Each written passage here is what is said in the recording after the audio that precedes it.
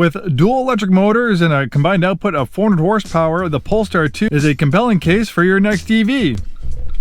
Hi, this is Joe from Scarff Ford. Today we're talking about this 2022 Polestar 2. Let's dive in.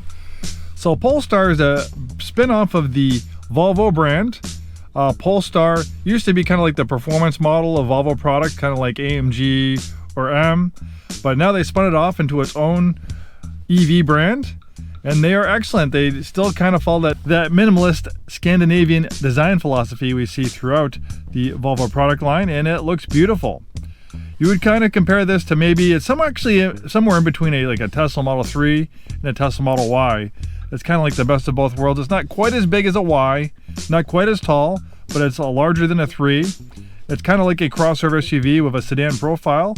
It looks great. So maybe, obviously there's a lot of anti-Tesla stuff going on right now in the media. So if you want an EV and you're kind of shying away from a Tesla, this might be a great alternative. Don't get me wrong, I love Teslas. I have a Tesla. We have 9 pre-owned ones for sale at the time of making this video. So we have no issues with Tesla, but maybe you do and you are looking for an alternative. Well, here you go. This is a great alternative and it has some cool technology.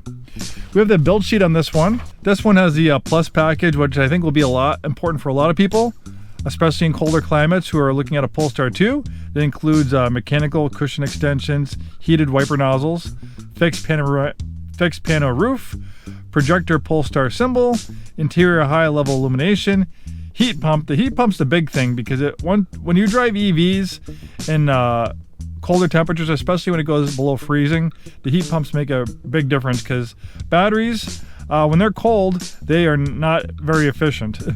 So the heat pump makes the vehicle a lot more efficient.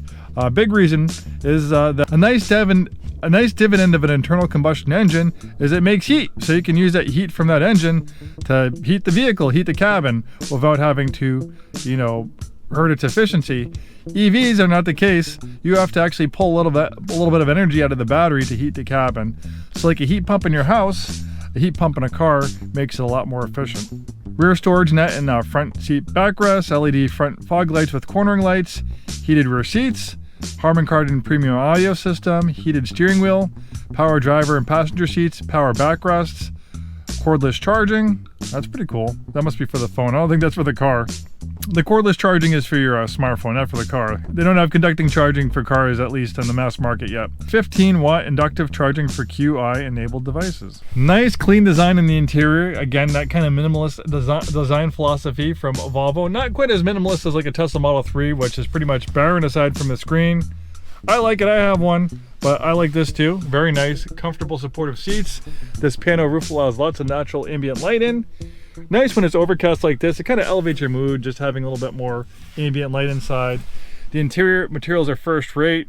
We have a nice high-grade cloth interior. We have open pore wood trim. We have this nice cloth trim on the dashboard. Kind of this lacquer black piano finish.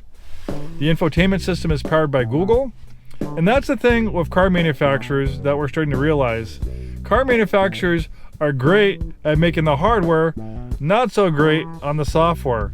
Kind of like with smartphones. I mean, we had Motorola, Nokia, BlackBerry, all these smartphone manufacturers. But when the smartphones actually turned into like little miniature computers, then we saw that they were having a difficult time making their own software. So it's either now it's iOS or it's Android power. That's kind of the way we're going with EVs. Tesla and Rivian, they have really good proprietary software, especially Tesla. But a lot of the other manufacturers have tried and failed to kind of make their own automotive software.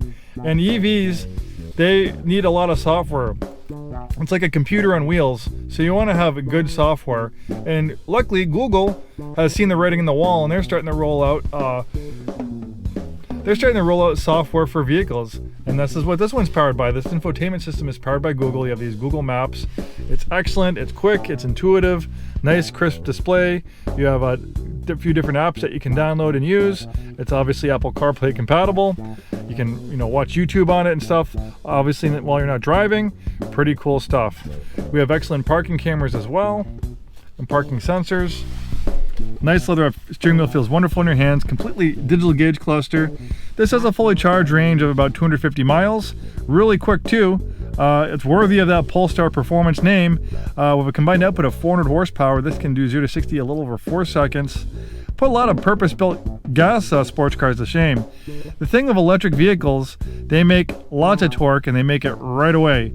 An internal combustion engine has to rev into its power band and might need a downshift into the right gear to get that power. Or an EV, you have instantaneous thrust. You have that torque right away. It's almost like diesel engine-like torque, maybe even better. It's, obviously, it doesn't. You don't have black stinky smoke coming out of the back, and it's completely quiet. The immediate power delivery is addictive. You know, once you drive an EV for a couple of weeks and you go back to a gas car, it's almost like it's almost archaic. It's like, why am I getting driven around by this engine with this big metal hunk in the front of it, you know, propelling me by explosions? It seems crazy. And another thing about EVs that people don't think about, obviously you're going to save money on charging your vehicle with electricity versus putting gas in it. Especially us here in the Pacific Northwest, thanks to us getting our power from hydroelectric, we have some of the lowest utility rates in the world, in the country. And on top of that, we have some of the highest gas prices. I mean, $4 a gallon for premium the other day, $4 a gallon for just regular at the Shell station the other day. You're not gonna have to worry about this with an EV. You can charge your car, depending how much you drive, between $50 and $150 a month. And this is also DC fast charging capable. But the nice thing is, with a 240 or so mile range, most people don't drive that many miles a day, so your house is the gas station. It's like an electric toothbrush. You use it, when you're done with it, you put it on the charger, and then it's fully charged the next time you use it. You drive home, after your day at work, you plug it in, you wake up the next morning, and it's fully charged. It's so nice not to have to go to a gas station. Especially you see those gas stations, people are trying to get the cheapest gases possible, like at Safeway or Costco, and they're actually literally waiting in line to put gas in their car. It's even worse. You don't have to do that when you charge at home. And with DC fast charging, on the occasional road trip, it might take a little bit longer, but these DC fast chargers are usually placed by stores, malls. You have an infotainment system to entertain you while the vehicle's charging. It's no big deal at all. Really nice color combination in white on this gray cloth. Beautiful lines in the Polestar. Definitely, you can see the resemblance to the Volvo products. Not a bad thing at all. You have these excellent projector headlights for outstanding nighttime visibility. Since we don't have an engine up here, we have a little bit extra storage. And since we don't have gas tanks, exhaust systems, drive shaft going through the middle of the vehicle, it allows for a little bit more interior space. Nice spacious accommodations back here, and that pano roof also benefits the rear seat passengers as well. And even though the Polestar kind of has a sedan profile, when you look at it, when you open the trunk, it's not a trunk, it's a liftback. Liftbacks are far more practical because it's a lot larger opening versus a standard trunk on a sedan. And then on top of that, you have a cargo pass-through, and you can fold down the seats. You can remove this cargo area cover, and it is just amazing how much space this has. So a lot more practical than an average sedan. Like I said, it's somewhere in between a Tesla Model 3 and a Model Y as far as size goes. And then you have additional storage under here. No gas tank, no exhaust system. Space abounds in the Polestar too. This thing looks great in white. Very easy car to live with. And the thing with EVs is that they're very low maintenance. It's like owning an appliance. You know, your refrigerator, your stove generally doesn't need a lot of service. Obviously, that's going to an extreme. But really, the only maintenance that you're gonna have to do these things is you're gonna have to do tires every once in a while, wiper blades, cabin filter. But there's no oil changes, no big 30, 60, 90K services, no emission cleansing services, no fuel induction services. Maintenance is very low, no oil leaks. You know, us being in the car business, we take a lot of cars in trade, and when cars get to 80, 100,000 miles, they start leaking oil, they start leaking coolant. That's when things, tend to go south. Unfortunately, gas cars have gotten so complex. Most of the gas cars we take in trade over 100,000 miles, we don't sell on our lot. We'd like to, but they just have too many issues. They're leaking oil, they have too many problems. They're so complex, and gas cars these days have thousands of moving parts. They're far more complex than 20, 30 years ago. So with more complexity, you're gonna have more problems. A battery and electric motor is far simpler. We've taken EVs on trade with over 100,000 miles, 125,000 miles, and they don't need anything. They're not leaking oil. They don't need anything. They run fine. You don't have rough running engines, emission control faults, catalytic converters that can get stolen, or those can go bad and be expensive.